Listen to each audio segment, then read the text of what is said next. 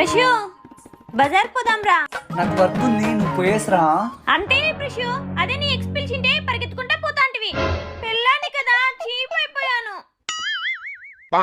సరే పద. నాకు తెలుసు ప్రశు, నేను ఇలా అంటే నువ్వు వస్తావని. ప్రశుకి కడుపు నొప్పి వస్తే అను కదా పట్టుకోవాలి, వాడి మరదలు ఎందుకు పట్టుకుంది?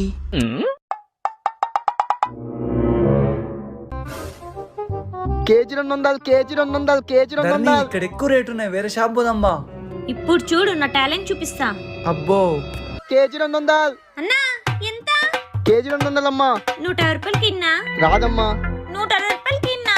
రాదమ్మా. నీకు కాదు నాకు కాదు, 170 రూపాయలకి ఇచ్చేయి. సర్లే తీసుకో. చూసావా బేరం ఎలా ఆడాను?